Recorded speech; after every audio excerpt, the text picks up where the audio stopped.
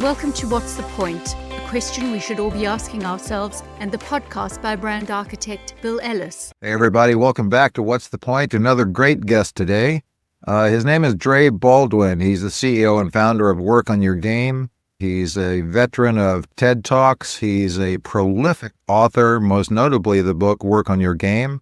He has a Work on Your Game MasterClass, and he got into this incredible sales position and inspiration motivation role after having a 9-year professional basketball career.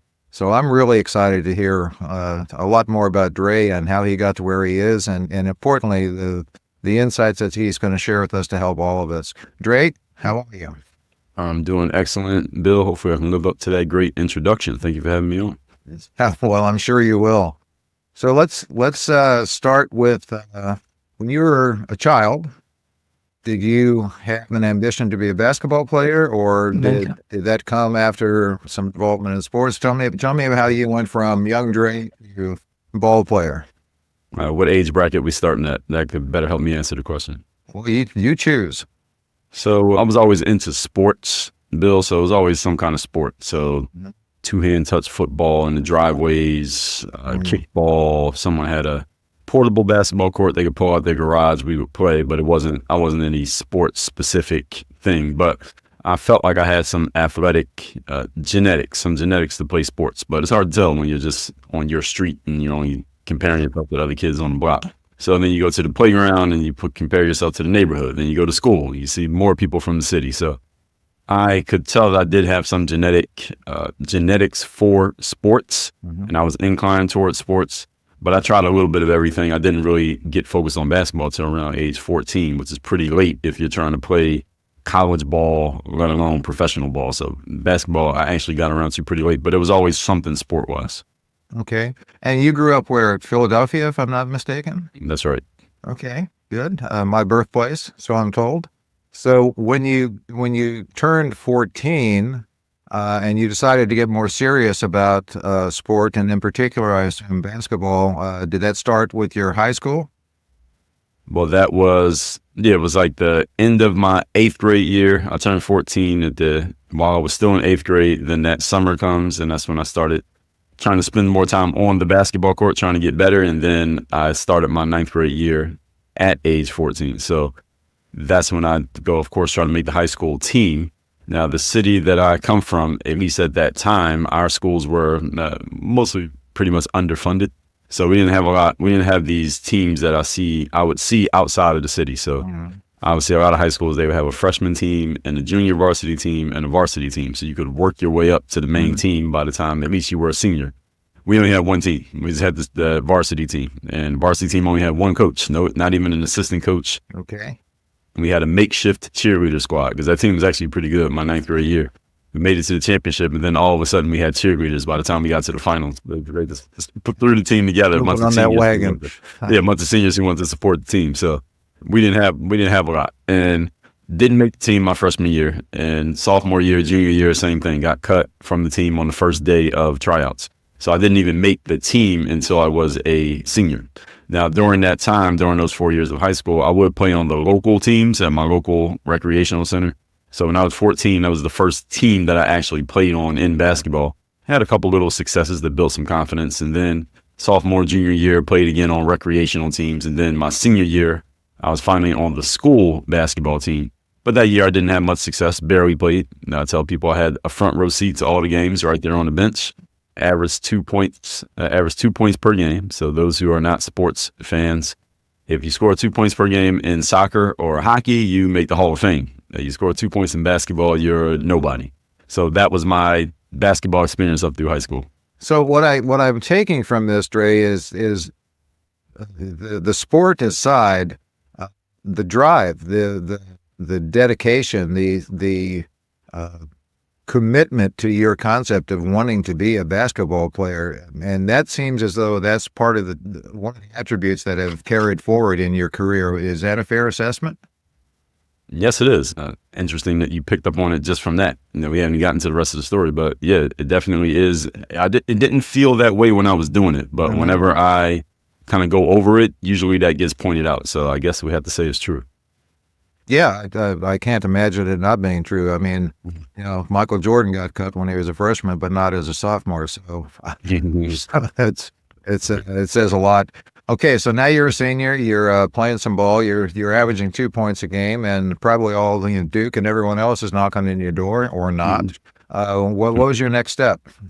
Well, I knew I was going to go to college just as a person, period. My mom's an educator, so she was big on, my mother and father were big on just making sure their kids went to college because they had not, my dad wasn't even thinking about college, and my mom dropped out of college when she had 2 kids in her early 20s. So she hadn't finished hers, so she wanted to make sure both of her kids at least got to college because that was for her, looked like it appeared that was her way of knowing that she had done her job, at least get my kids into college and make sure they graduate. So I knew I was going to go to college, period, even if I hadn't been playing sports.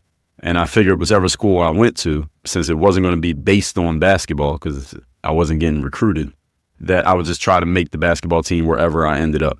So I ended up at Penn State Abington, which is right outside of Philadelphia. Penn State has 23 campuses around the state.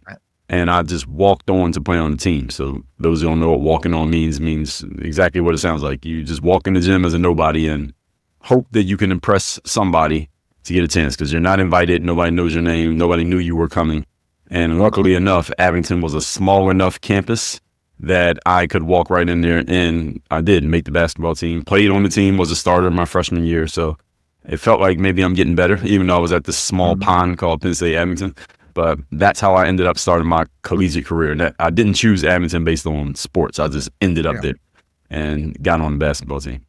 Well, again, a great continuation of the story, and walking on literally means walking on, but what it says to me is much more, because a walk-on means no scholarship, no financial help, no free books, no free food. You're just playing ball over and above your scholastics because you want to. It's a want to thing. And that, again, just underscores the dedication to your idea of, I'm going to be a baller. Yeah, and that was just the angle. I mean, whatever school I ended up at, I was going to try and see if I can make the team. So luckily, I went somewhere where it wasn't really that hard to make the team. It was pretty clear I was going to be on it by the first day I was there. Okay, so without going through every season, every game, how did that evolve for you eventually being interested in and being a part of pro basketball? Good question. Interesting thing is all the interesting stuff happened the next 3 years. So let me tell you quickly what happened. So after my freshman year at Penn State Abington, so people understand, is first of all, it's a Division III college. It is now. Division III is the third tier of college sports. Most pro players come from Division I. And at the time, Penn State Abington was provisional Division III, which means simply if you were playing a sport, you could only play 2 years of sports. You could not play for 4 years, even if you went to school for 4 years. So my freshman year at Abington, after the season was over, I'm thinking, man, well, I'm on the clock because I had to find another school to play at because I can only play 1 more year here. So that summer, another thing about Abington is that it's not the normal college life campus because there are no dormitories, there's no housing. So this is a commuter campus. So you would live wherever you had lived before you got there, and you would travel back and forth to campus every day.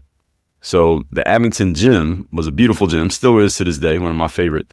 And my home where I grew up was 20 minutes away from the Abington campus. So every day in the summer, after school was over, I would drive up there every day just to use the gym because this is my first time in my life that I had access to an indoor gym. I wasn't taking classes just to use the gym because I worked at CVS, the convenience store. That was my summer job. I would work there at night, go to the gym in the day.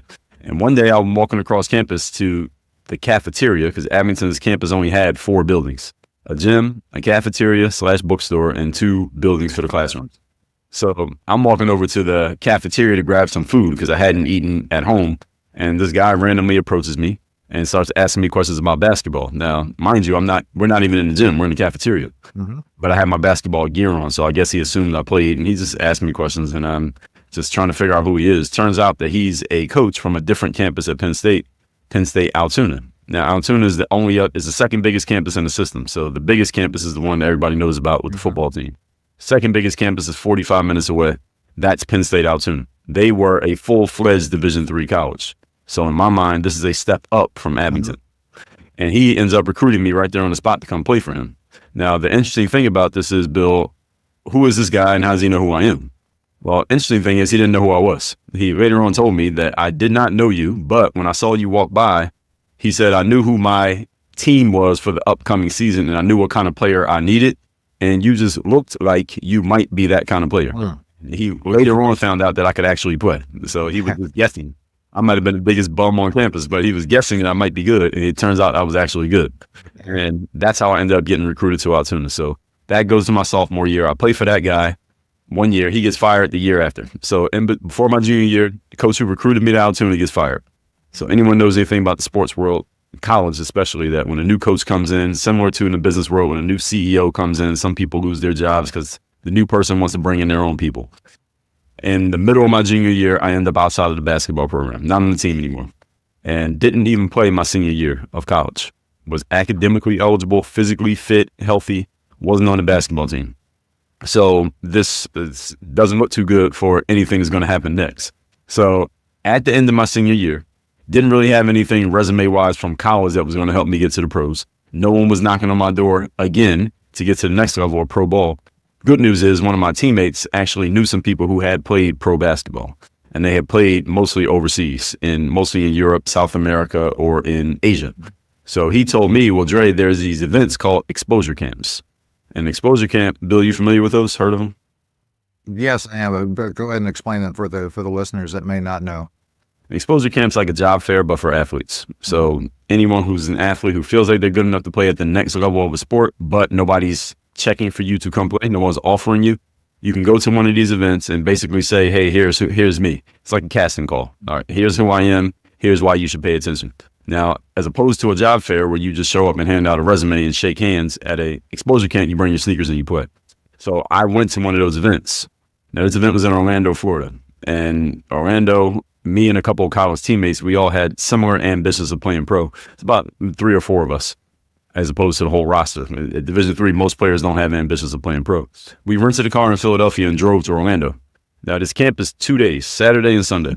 And it was about a 17-hour drive from Philly to Orlando. And we hopped out of the car at 9 a.m. Saturday morning at the start time of the camp to play. And I tell people, Bill, that I could get away with that at age 23. Probably couldn't do it now, but I could do it then. And I played pretty well at this exposure camp at this two-day event. And from there, I got 2 things that were very important for me. Number one, I got a scouting report from a third party that said this guy he can actually play.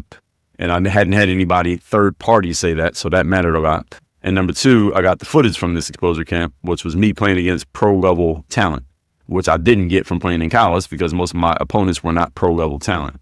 So I needed that in order to take the next step, which was finding an agent. I made about 60 cold calls to try to find a basketball agent. Agents work in the sports world, same way they work in entertainment or literary world. They're the go-between between the talent and the job. Usually they call you. If you're known and it looks like you're going to make some money, they call you. Nobody was calling me. I called them. I found one agent who was willing to represent me. He helped me get my career started. So my first job was in late summer of 2005. I graduated college in 2004, by the way.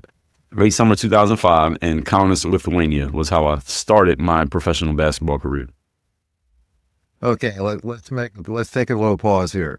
So you went from playing ball on the streets, yes, pursuing as best you could, playing ball throughout all of your levels of school.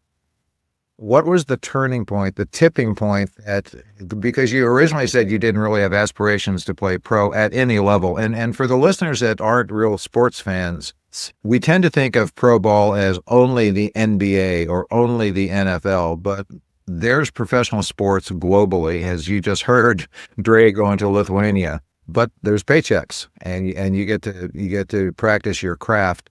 But what was the tipping point that you got convinced that pursuing basketball to the degree that you did was what your mission was at the time? Excellent question. So I grew up in the 90s. I was born in 1982. So back then, it's not like you saw as many possible avenues as you would if you're 14 years old today. So back then it was, you could be a really good student and maybe ride the academic wave to a good job based on the fact that you were a great student. I have one sister. She was a great student. She rode the academic wave to her career. She's a college professor nowadays. Okay. And my mother's an educator. for me, I was an okay student. You know, as they say, C's get degrees. So that's the kind of student I was. I was good enough to get by. I wanted to graduate and go to college. I love the experience, but I knew I didn't want my career to be based on the fact that I'm a good student or anything related to what students have to do to be good, because I wasn't that good. So then you have, other than that, how many other avenues did you see in 1998? There weren't that many different avenues. So I decided on sports because, again, the athleticism that I knew I had as a kid, as I went to bigger avenues, I saw that my athleticism was still a thing.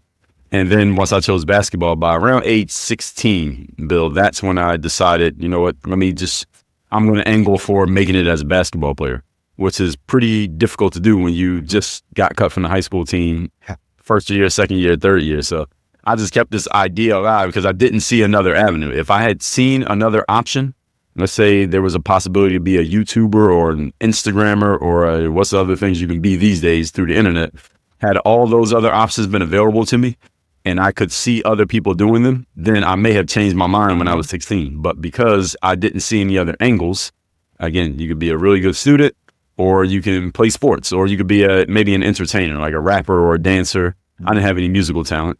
So I always saw three options: be a good student, be an athlete, be an entertainer. And I figured athleticism was my best chance. So that's why I decided on sports.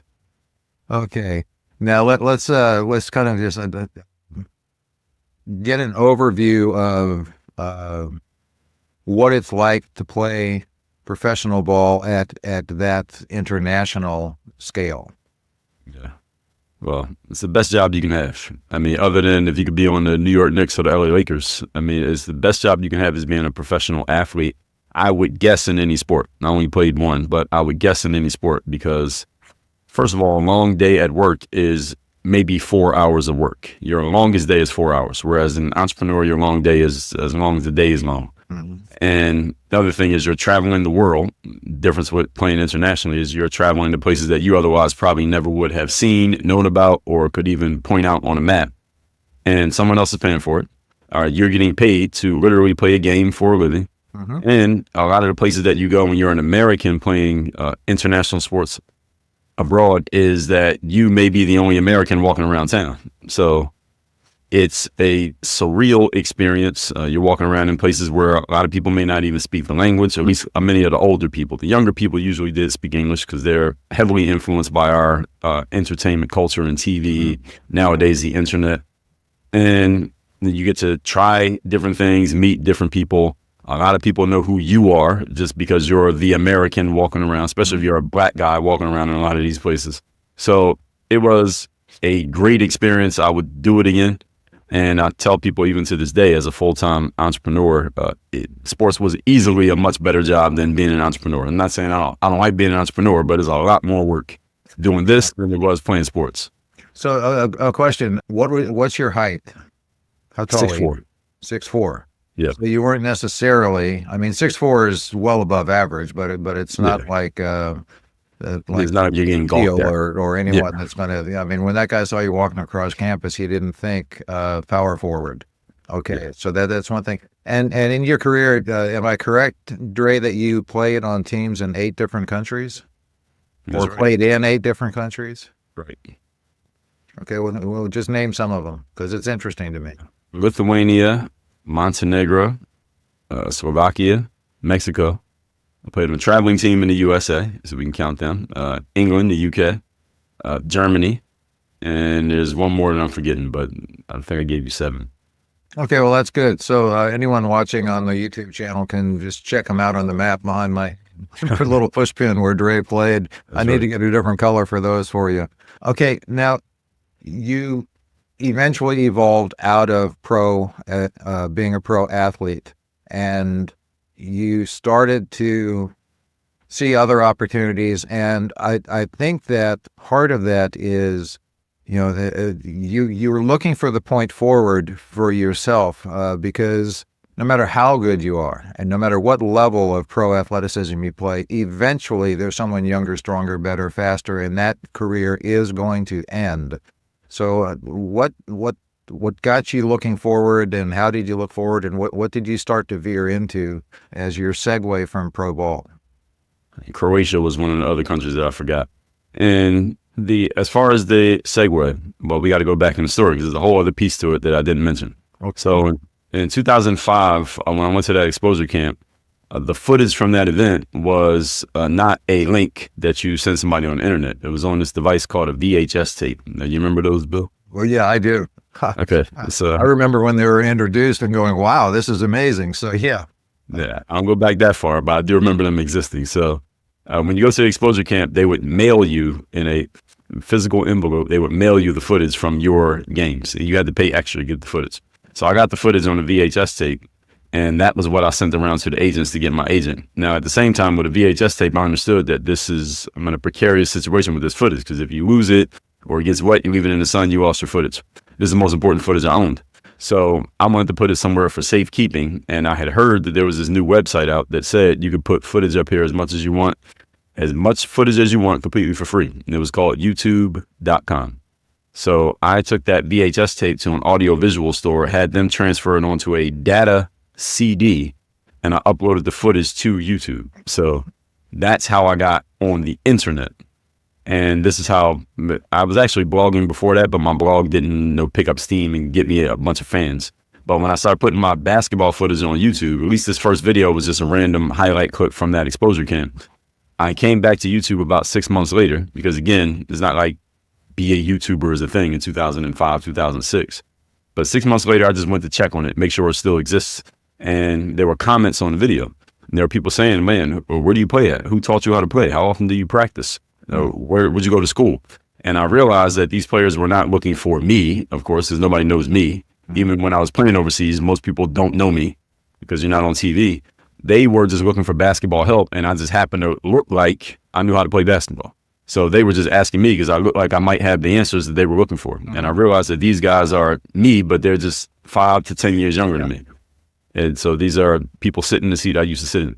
So it wasn't, and I would put videos up on YouTube more because I saw people wanted it sporadically. So between 2005 and 2008, I would put videos up every now and then, every month, every 6 weeks, whenever I felt like it, because I knew that people were liking it and I was starting to get a little bit of attention on the internet from this. But at the same time, Bill, you have to understand, who cares that you have attention on the internet in 2007? That's not a thing.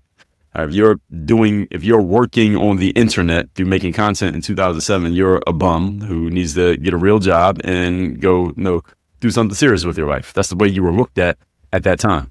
So I would do it sporadically. Around 2008-ish, I would start sometimes going to the gym with the thought of I'm going to record this kind of video because I like the attention. I mean, if nothing else, you can bolster your ego.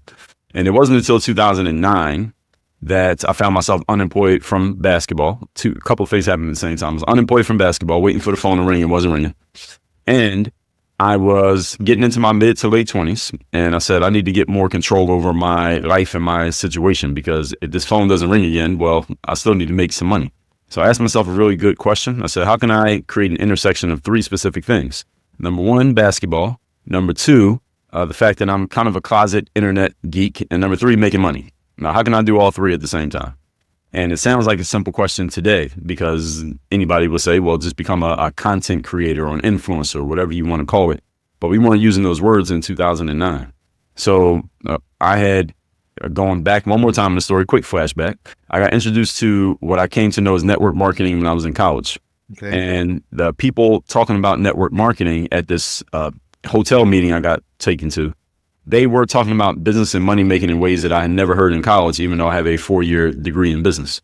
And I got introduced to personal development and this book called Rich Dad, Poor Dad by Robert Kiyosaki. And when I read Kiyosaki's book, it told me, oh, there's a whole other way that people make money besides going to work and punching a clock.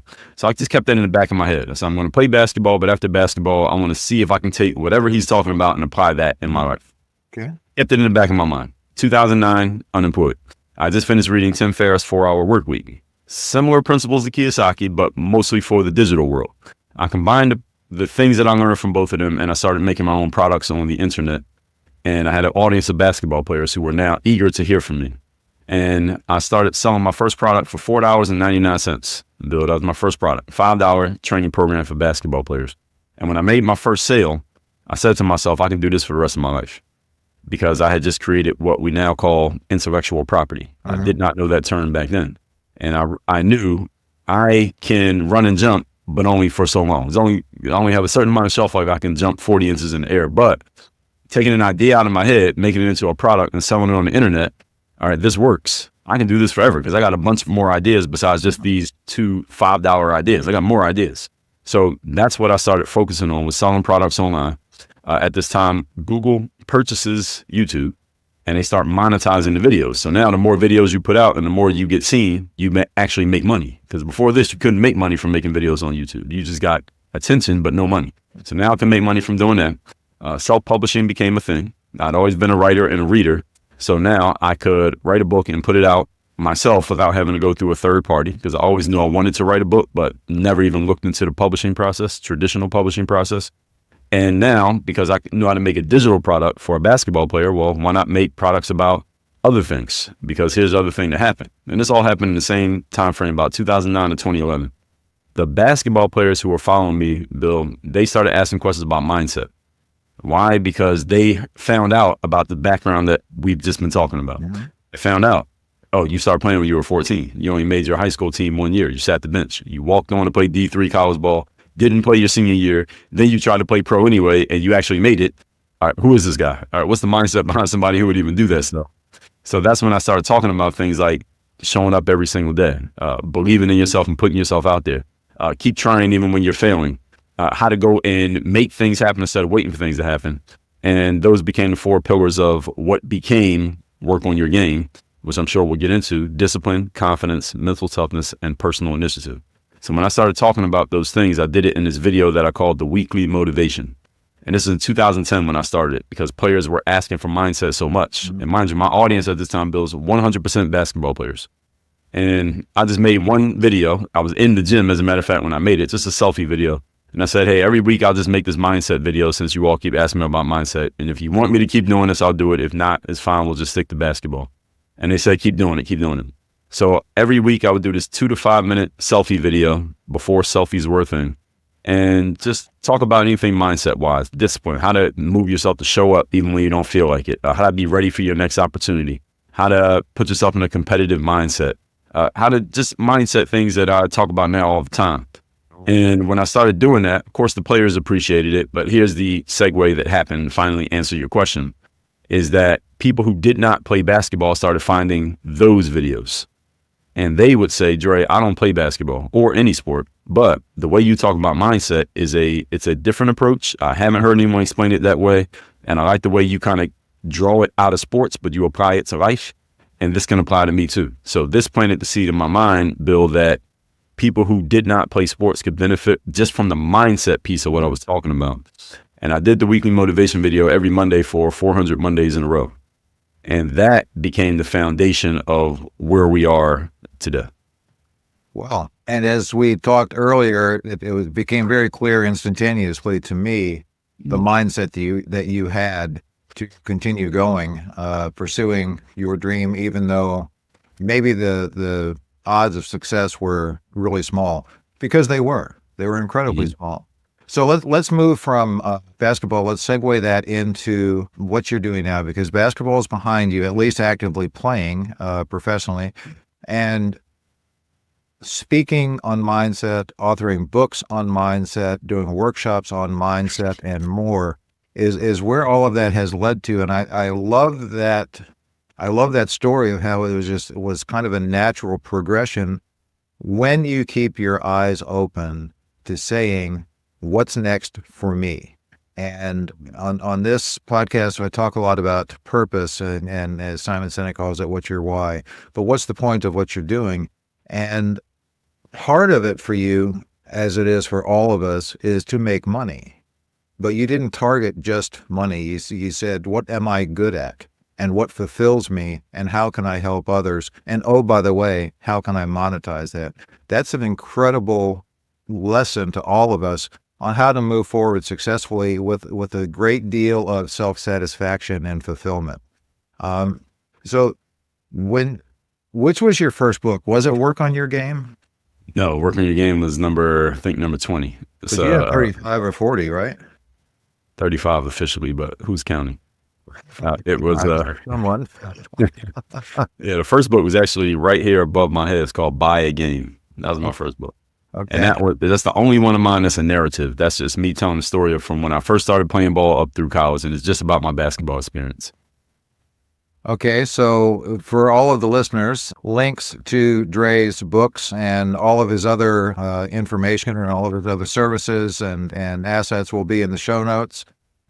Yeah, let me just step just for a second, because a lot of people might know you as Dre All Day, and I know that's not your active working moniker at this point. But tell me the story of Dre All Day, just because it just sounds like something pretty cool. Yeah, well, it's still my moniker. People still call me that because they know me from the basketball days. That was, so in 2002, I was on a computer in college, and we started to see these kind of make your own material online platforms. Okay. So back then it was Yahoo GeoCities. You remember those guys? Where you can make your own website. So that was the first I'd ever seen where you could get online and see other people's stuff. This is the first place I saw where you can make your own stuff. So I could kind of had a vision in my head, not super clear, but I could see, oh, there's going to be platforms on the internet where you can say whatever you want to say on your own platform.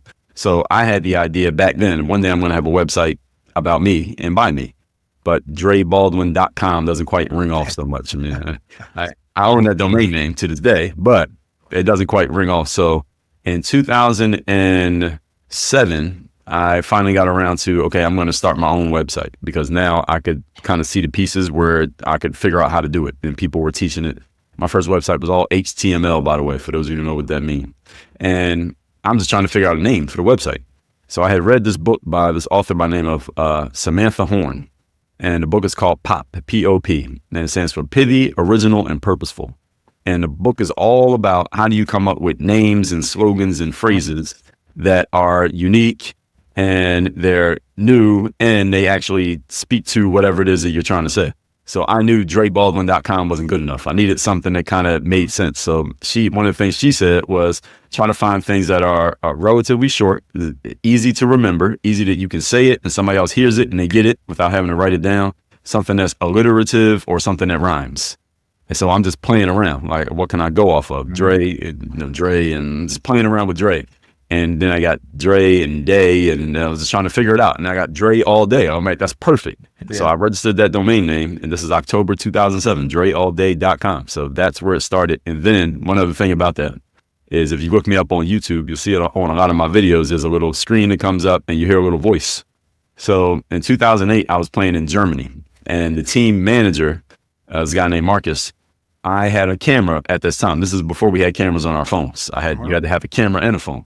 So I had my camera, and they weren't even filming the games, just to let you all know when I was playing. They weren't filming every game. I had a camera, though, and I said to Marcus, the manager, hey, do you have anybody here who can film the game? Because I wanted this footage from the game, because I was playing the games that weren't even on tape. All right, mind you, I guess that's dating myself, telling you all how long ago I was playing. And he said, well, my daughter, because his daughter was like 11, he's like, I'll give it to my daughter. She'll film the game. So she's sitting in the stand, she'll film the game. So she's filming the game. Now, mind you, Marcus's daughter, I don't believe at this time she even spoke English. So her and her friends are sitting in the stands. They're all 11, 12 years old, and they're talking to each other in German the whole game. And she's holding the camera, but they're talking. So you hear this German banter going back and forth the whole game. I'm watching the film, and I'm listening to it. I don't speak German. But at one point, I guess they're talking about me. And Micah, her name is Micah, the young lady. She's in her 20s now. But at one point, I guess they're talking about me because you hear her say, DreAllDay.com, because they're talking about my website, because everybody in town knew about my website at this time. And I got that clip, and I just pulled it out. I pulled that audio out, and I use that as the intro to every video that I put on YouTube. So these days, a lot of people will see me, and they'll say DreAllDay.com because they know that little clip. That's an 11-year-old German girl saying that. So that's where it came from. That's fabulous. I love backstories like that.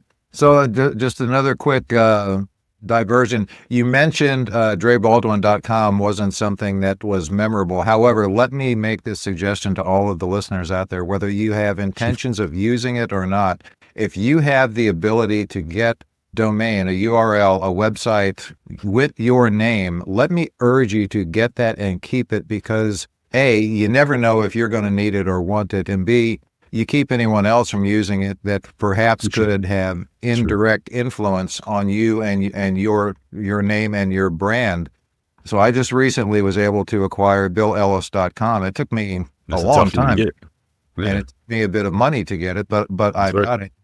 And now that I've mentioned that, if you have any comments about the show, hit me up at bill@BillEllis.com. And while you're at it, if you're enjoying this, and I can't imagine you're not, hit like and share it with friends, because this is as a friend of mine would say, there's some good stuff up here. So, if you don't mind me asking, Bill, how much did it cost for you to get that domain name? Because I know there's a lot of Bill Ellises out there. There are more Bill Ellises than I ever imagined in my entire life. Think so. Yeah. And the one that had this, and I have no idea which one it is, but he wasn't active on it, but he had gotten it, and it was sitting idle. So, yeah, it was. It wasn't astronomical, but it was in the thousands. I can imagine. I can imagine. Yeah. So, yeah, you can get any URL you want if you have enough money to get it. So that's also true. So it's better. It's better if you have an idea to get it now. Keep it, and then if you don't want it, you can always potentially sell it. But that's a big diversion from Dre all day. Tell me about Work on Your Game and the Work on Your Game workshops that you have. Yeah, so Work on Your Game, another little quick backstory. 2009, I'm in 24-hour fitness, finishing a workout about 2 o'clock in the morning, and I had my camera with me, as usual. And what's on my mind at this time, Bill, is that the players who are watching me on YouTube just keep asking me for help and advice and tips. So I made this video after my workout, and I said to them, in essence, the video is only about 2 minutes long, but in essence, what I said to them is that the reason many of you cannot play is because you are sitting here watching me on YouTube. I'm in the gym and you're at home watching me on the computer. And I said to them, you need to stop standing on the corner outside, stop playing Xbox. You need to close this video and go work on your game. And that was the first time I used that phrase. And I used some other colorful language in the mix, but I basically said, work on your game. And they heard that and people just started repeating it back. They would say it in the comments like, man, I love that phrase, Dre, work on your game. It was like perfect. It perfectly encapsulated what I was about up to that point. And it took me about a year or two to realize it. But then I realized, you know what? My entire brand can be work on your game because it doesn't limit me to basketball. Right. Because at this point, I was talking mindset as well. And yeah, maybe a year and a half later, that's when I just started calling everything, is Dre all day is still the thing, but work on your game is other things. So those are the two phrases. If you mention me, most people know those two phrases, work on your game and Dre all day. So that's where work on your game came from. And when I stopped playing basketball, I really started focusing on that phrase more than the Dre all day phrase. And work on your game came to encapsulate those 4 pillars I told you about: discipline, confidence, mental toughness, and personal initiative. And then I just labeled everything under that. So Work on Your Game University is the place where we do, like you said, the workshops, the trainings, the coaching, the speaking, etc. And it's really just about giving people that real life education, drawn from the basis of sports and applied to business and everyday life. And that's all online, digitally delivered. Yeah, well, except the speaking gigs. Yes. But I meant the what I'll call the classes, the workshops. So it's really interesting to me that you got to this part of your life where all the points kind of started to connect and interconnect, and they started to feed off each other, and that's just a really cool thing.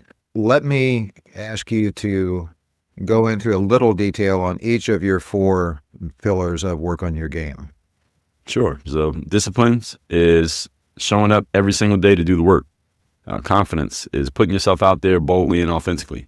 Mental toughness, continuing showing up, doing the work, and putting yourself out there, even when the success you've expected to achieve has yet to occur. And personal initiative is the go-getter energy that moves you to make things happen instead of waiting for things to happen. And I love every one of those, and I can see why they're your pillars, if I can speak correctly. It's great to hear that. How do you get people to embrace it and start to take advantage of that and act on it? Well, number one, Bill, I'm a firm believer that people have to have a certain conversation going on in their own head before they can hear anything coming from the outside. And the type of people who I work with are people who are looking to improve. They're looking to get better because it's personal development, it's professional development. And I understand that when I step into that space, and I even tell people this, you step into that space, you are immediately eliminating 90% of the audience, maybe more. because most people are not trying to get better. They're just trying to get by and survive and just be okay. So I know I'm only talking to a small percentage of the population, but those are the people who I want to work with. People who are looking to improve, looking to get better, looking to literally work on their games. And I knew there was an audience for that in basketball. There's an audience for it when it comes to mindset, and there's an audience for it when it comes to business. So even if I'm only talking to 2% of people, or 2% of 8 billion is still a lot of people. So those are the people who I'm looking for. And I forgot what your question was even before I keep going. No, I mean, you're right on target to the answer, but it's how, I mean, motivation is something that people have to be able to take in and act on. I mean, a lot of people can hear the story and go, well, yeah, that's great. But then they are either incapable or unwilling or whatever. They don't follow up on that. So with your workshops and with your approach of work on your game and to work all day and to Dre all day, how do you... Is it just that you find the right people that have that inner motivation that you help to trigger and augment? Workallday.com. I might need to go look that one up too. I don't know if I have, that's probably taken. But I think it's in my line of work, and probably yours as well, Bill, is that I put out the message and the right people raise their hands. Okay. In this line of work, you kind of have to do it that way because, at least for me, people have to experience me to get a feel for it, and just as they are listening to this conversation, to know, okay, this is the kind of thing that I want. Because there are a lot of people out there who wake up and say, I feel unmotivated, I need to get motivated, but there are 1,000 people who could offer you motivation. So who you want to get it from? So it's figuring out who is delivering it in a way that makes the most sense or kind of speaks to your approach. To give you an example, this morning I was doing a live stream, which I usually do on weekdays. And there was a woman in the comments and she said, Dre, you keep using the word you, Y-O-U. And I guess she was kind of offended by that. She said, well, maybe you should say some people or some instead of saying you. And I said, absolutely not. Because this is my style of communication. This is the way that I talk. And the people who are turned off by the fact that I say you, I'm glad you're turned off because you're not the person I'm talking to. I'm talking to the person who likes to hear it that way and they appreciate that I say it that way. And when I talk to, and I said this to the audience I was doing live stream, and I'll tell you and your audience, Bill, that when I talk to people who work with me, our best clients and best people, and I ask them, what is it about what I do that you get the most value from? Because I'm not the only person in the world talking about discipline and confidence and mental toughness. I didn't invent those subjects. I didn't invent entrepreneurship or writing books or basketball. They say, Dre, you're no BS, no fluff, straight to the point. You don't sugarcoat things. That's what they like. My best people like the fact that I talk like that. So the people who don't like it, I'm glad you don't like it because now you know and I know that we're not a right fit. And that's spot on. Being direct and transparent in a non-hurtful, non-mean way. It's fine to be direct, and if people get their feelings hurt, that's fine. But to do it without intending for that is a great trait. Let me ask you just a couple of other questions because I want to be respectful of our time, and we're right up against it right now. But this is such a good conversation. Is there any advice that you were given in your life that you are grateful and glad that you did not take? Wow, that's a great question. I don't think anyone's ever asked me that. Great advice, and I'm glad that I did not take. Yeah, I'll give you one that's funny. So my mom's a educator, as I told you.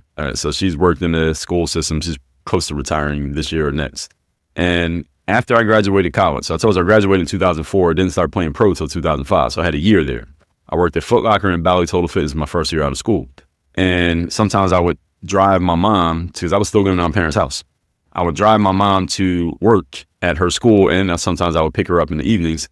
And I'm working these jobs that, a college graduate usually is aiming higher than Foot Locker and Bally Total Fitness. And my mom probably wanted me to have a better job. So when we'd be in the car sometimes, she would say stuff like, son, you could, if you went downtown to the office, the education office, and put in your paperwork, you could very easily, because I had a 4-year degree, you could very easily get a job as a substitute teacher. So could you imagine me being a substitute teacher at some 3rd grade class? I don't know how that would have worked. So that was some advice she would drop the hint. She didn't actually say do it, but she was kind of dropping a hint because she wanted me to get a better job, and she knew the education system. So she figured I probably would have did good there, but I'm glad I didn't take that advice. I'll give you a counterpoint to that because my answer to your question is yes, I could see you as a substitute teacher, being a brilliant substitute teacher and having kids that just really benefit from that. But that certainly wasn't your that wasn't your path, and I'm glad that you didn't take that, because you're reaching so many more people now. Two more questions for you, and then we'll call it. Then we'll wrap the episode. Right. Is there anyone, living or dead, who would you most like to have dinner with? It's an excellent question. Anyone living or dead that I would want to have dinner with? It might be someone I want to ask them some really good questions. I think right now, if I could pick one person right now, I would probably go with, Steve Jobs. That's a good answer. Steve Jobs, I would want to have dinner with. Yeah, I think he thought a lot differently. I think he would give me the straight answer and not care how I felt about it. So Steve Jobs. Okay, great answer and great rationale. I appreciate that. And speaking of rationale, everything we've talked about, everything you teach, everything you've lived, you get to answer this question however you would choose to answer it, relative to whatever point you want to make. But that's the question. What's the point? I think the point for all of us is we all need to understand that we're in a game and we all have a game. And our job is to figure out what game you're in. I find a lot of people are quite unclear as to what game they're actually in. And when you're clear on what game you're in, then you had to figure out how can you best position yourself to play that game at the highest possible level. And then you have to go out there and do it, because as I told you, Bill, I come from a sports background. The basis for everything I do is that this is a performance and a results-based business. That's what you get judged on in the end. And the better you perform, the more results you get, the more rewards you get. And I think we all want the rewards. A great answer again. And what I take from that is the starting point is clarity. And That's that right. again is that again is the reason that I put this show out, is to help my listeners have an aha moment, to either discover a purpose or to get that aha moment that helps them grow, evolve, embrace something and move forward. So I thank you for everything you've added here, Dre. It's been a true pleasure to have you as a guest. I appreciate it so much, my friend. And just as an interesting aside, when I get requests from people to be guests on the show, it's always a good idea to have listened to the show and know that you have a place on it. But in the case of Dre, Mr. Digital, I got just a very cool introductory video from him that was specific to what's the point, and that kind of creativity and that kind of understanding of getting your message across in the right way to the right person at the right time is a lesson for all of us. So, Dre, thank you again for your time and your expertise. I appreciate it. Well, I appreciate you sharing your platform here, Bill. Thank you for having me on. We'll have another great guest soon. And like I said earlier, all of Dre's information will be in the show notes. And again, if you liked what you hear, share it with people that will benefit, because I know there are those. Thanks so much. Thanks for tuning in. And if you like what you've heard, please subscribe so you don't miss an episode. We can promise there is value to be gained in every one. Taking a second to rate, review, and share the show helps make us more discoverable and enables others to find out what's the point. If you'd like to learn more about Bill Ellis and his services, please visit his website, billellis.com. See you next time.